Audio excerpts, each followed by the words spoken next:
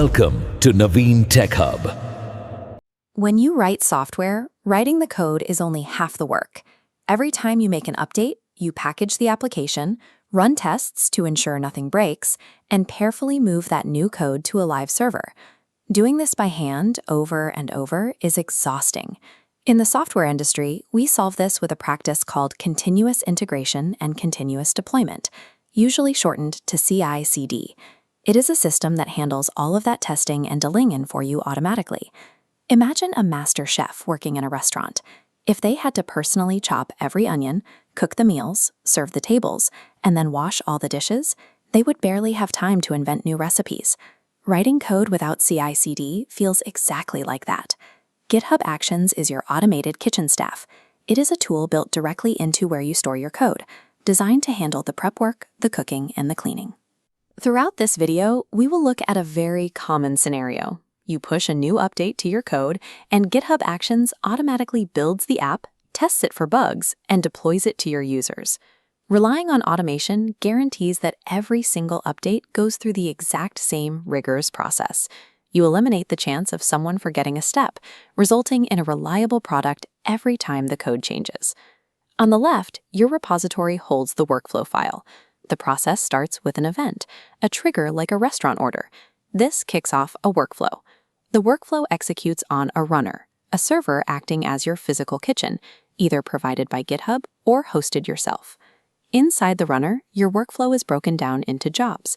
A job is like a specific prep station in the kitchen. Within each job, you have steps. These are the individual commands executed at that station, like flipping a burger. Sometimes a step requires a long, complicated script. Instead of writing that from scratch, you can use an action. An action is a pre-packaged set of commands created by other developers. It is the equivalent of buying a high-quality, store-bought sauce instead of making it from scratch. This strict hierarchy, from the triggering event to the workflow, down to the jobs, steps, and actions, gives you exact modular control over how your code is processed. To build this pipeline, create a YAML file in the .github/workflows folder. Start by defining the trigger with onPush. Next, declare jobs and assign a runner, like Ubuntu latest. Finally, list your steps, using uses to call pre-built actions to process your code. Once you have this basic YAML structure in place, GitHub finally knows exactly how to build and deliver your software for you. If you have been in the industry for a while, you might be familiar with older tools like Jenkins. Jenkins requires you to manually set up servers, manage updates, and maintain a tangled web of plugins. GitHub Actions removes that overhead because it is fully managed in the cloud. As you start writing your own workflows, be very careful with how you space your text. YAML relies entirely on indentation to understand the structure of your file. A single missing or extra space can break the entire pipeline. Another common mistake is typing sensitive information, like database passwords, directly into the workflow file. Anyone with access to your code can read it. You should always use GitHub Secrets, a feature that safely encrypts your passwords and feeds them into the workflow behind the scenes. Here is a concept that frequently comes up in job interviews. By default, if you create multiple jobs in your workflow, GitHub will try to run them all at the exact same time. If your deploy job needs to wait for your test job to finish, you have to explicitly link them together using the needs keyword. You now understand the journey from an event triggering a workflow all the way down to a runner executing your steps. In the next video, we will open up a code editor and build a real deployment pipeline from scratch. Hit subscribe so you do not miss it. This animated diagram maps the core hierarchy of GitHub Actions. We start with a workflow, which contains jobs, broken down into steps, executing specific actions, all happening on a designated runner. In a production environment, this theoretical model maps directly into a structured YAML file residing in your repository. That single YAML file acts as the blueprint for an entire architectural journey. When a developer pushes code, it enters a master pipeline.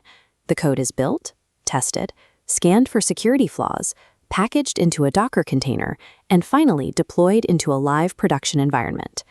To set this entire sequence in motion, we have to configure our workflow triggers. By adding the on-push or on-pull request syntax at the top of our YAML file, we are defining the exact conditions that wake the pipeline up. A pipeline will not execute unless the target event occurs.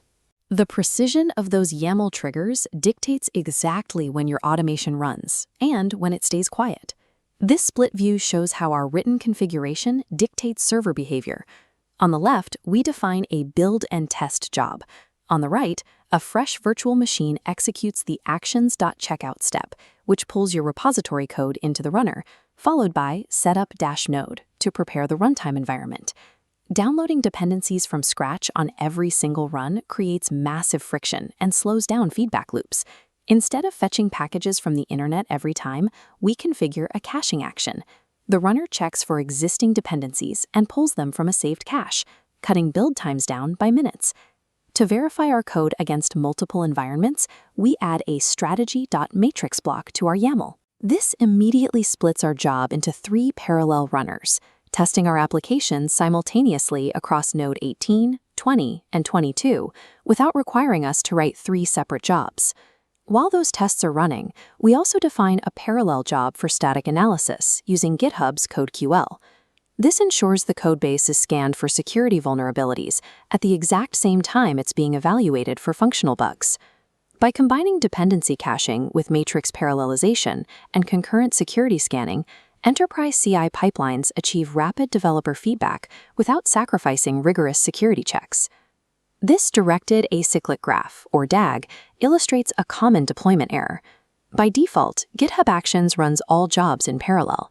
If we define a build job and a deploy job, the runner will attempt to deploy the application before it has actually finished building, causing an immediate failure.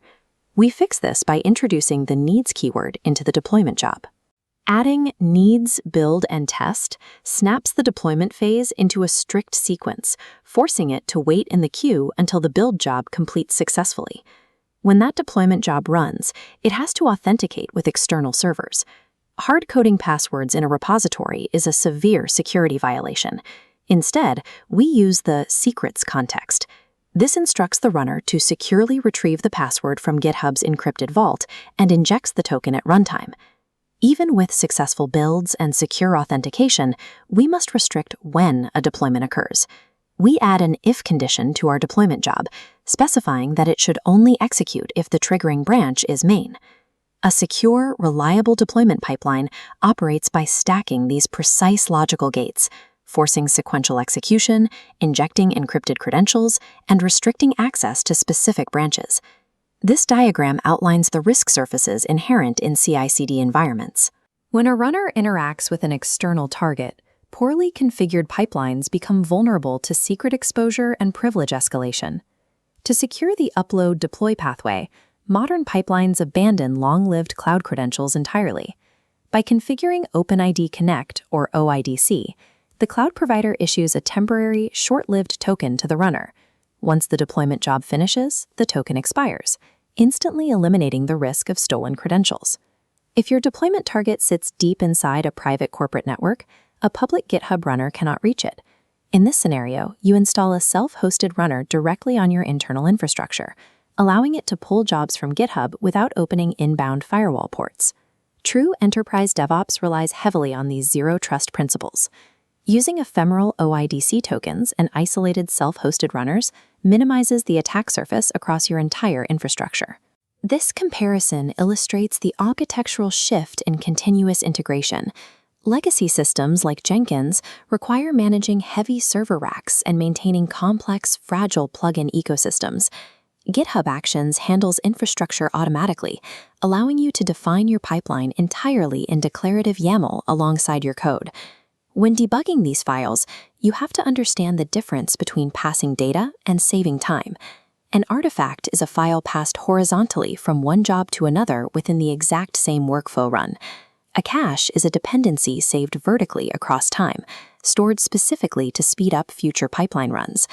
If a pipeline fails, follow a strict troubleshooting hierarchy. First, verify the DAG structure to ensure jobs are executing in the correct sequence. Second, confirm that all environment variables and secrets are properly bound to the runner. Third, check the repository permissions restricting the GitHub token. By internalizing these rules, caching dependencies, structuring DAGs logically, and enforcing zero-trust authentication, you move beyond writing scripts. You are designing resilient, enterprise-grade architecture.